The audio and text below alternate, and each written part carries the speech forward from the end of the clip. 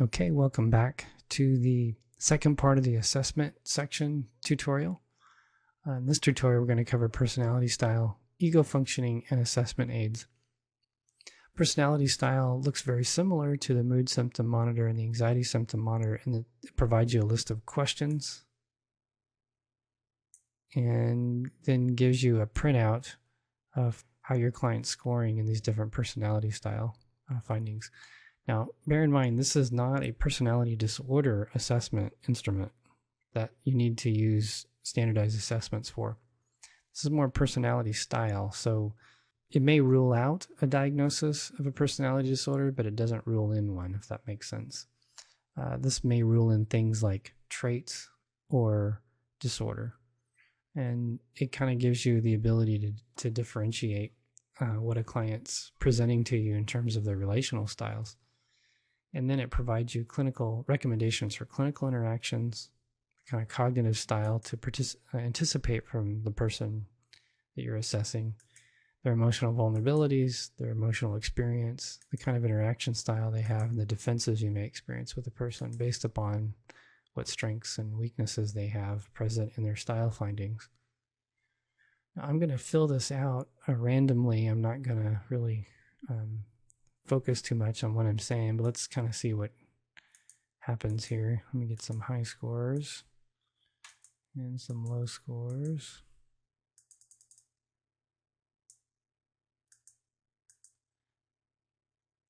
Okay, I'm going to try to bring up a schizoid kind of character here.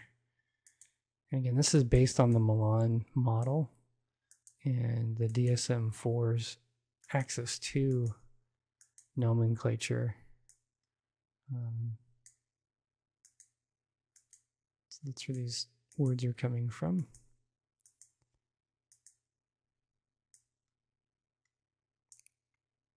This section's helpful because it helps you understand how to relate to people and how to influence them as a clinician. Okay, so I've filled this form out, or I've answered all 40 items.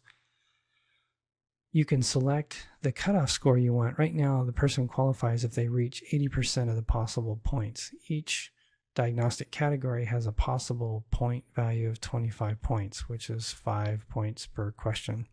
You notice up here 5 is for most of the time, 4 is for a lot, 3 for moderately, 2 somewhat, 1 not at all. So you can adjust that based upon your own preferences. I usually leave it at 80%, which is a 20 out of 25. And when I calculate that, I did a pretty good job. I selected all the social or the schizoid withdrawn kind of section.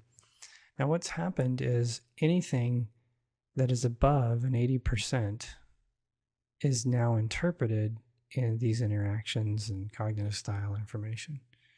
I can adjust that down if I want to, but I don't really want to. 80% is kind of a cool deal.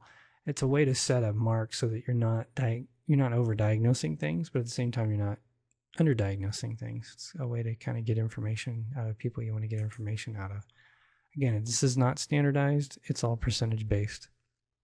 So this particular person has some schizoid tendencies. So the information you're going to get down here is characteristic of someone who has schizoid personality style or schizoid personality disorder. Recommendations to clinical interactions. Of course, if you're familiar with schizoid types, withdrawn types, you know that you have to be open to their desire to maintain distance. Don't place clinical emphasis on relationship building, insight, or intense interactions. You might want to be a little more practical with them and let the clinical experience evolve into more of a relational experience as they get used to you over time. So again, it makes recommendations to you.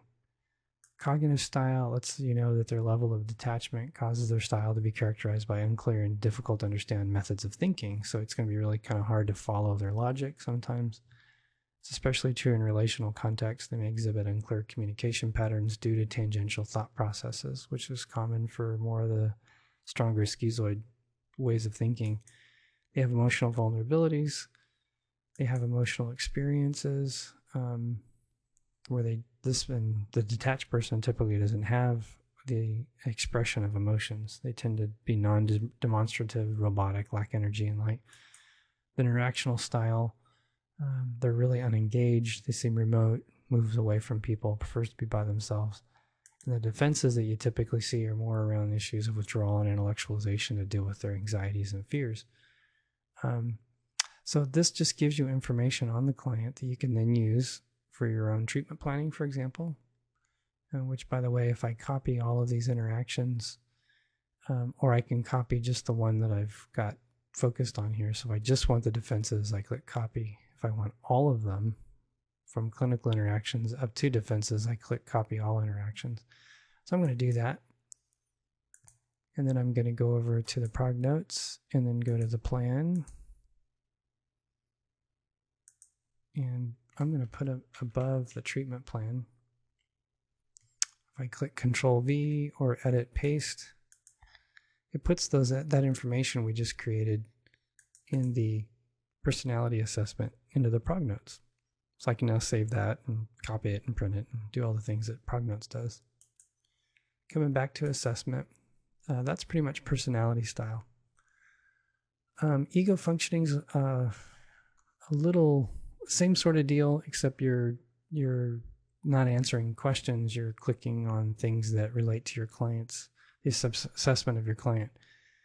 You're rating them on 4 categories for ego assessment or ego functioning: thought processes, sense of reality, their defenses, and their control of emotions and impulses. If they're logical, realistic thinking, good ability to problem solve, anticipate consequences in terms of their thought process, that's called normal, whatever that means. Or the second part may exhibit concrete or overgeneralized thinking. Thinking is logical and goal-directed with some distortions. Is it moderately there or is it more significant? That may be more characteristic of your client. If it is, you click that one. And you keep going through all 4 of these. You may have more significant things going on with some of the borderline ego functioning, or even psychotic kinds of functioning. And you notice every time you click on one of these, as you cover each section, it updates your findings and gives you some color coding and puts them in the spectrum. And then what it creates for you is this text down here, lets you know what their overall ego functioning is, and then what each section suggests based upon their findings from your assessment, and then the treatment recommendations based upon the assessment. Again, I can copy all of these, go into progress notes, do a quick link down here, and I may include that in the assessment plan, for example.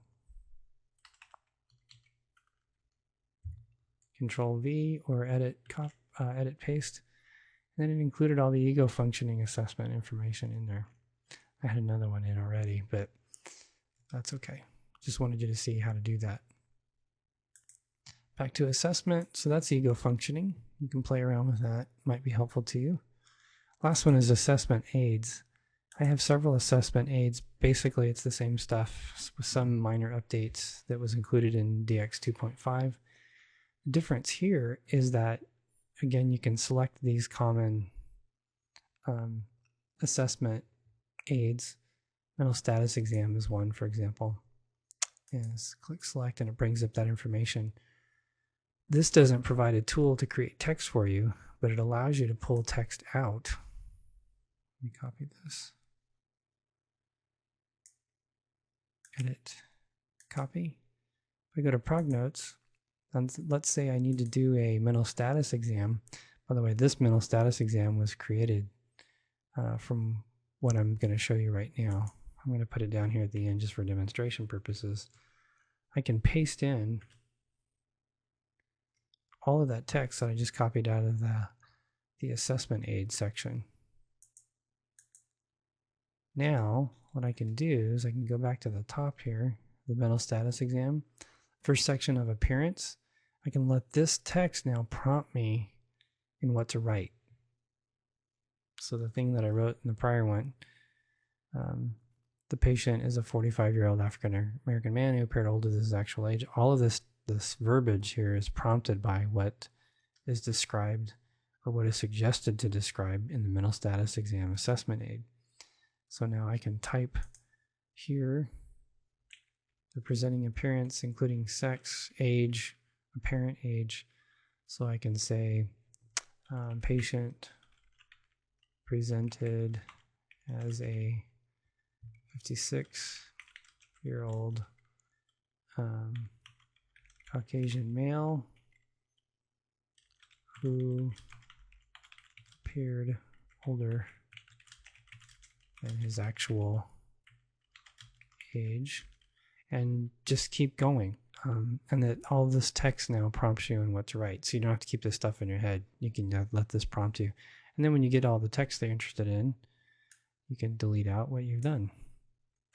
Move on to the next section, attitude and behavior, and you can build it that way. So that's pretty much it for the assessment section. You use this information primarily in the prog notes or in the development of your own reports that you may do in your own word processors.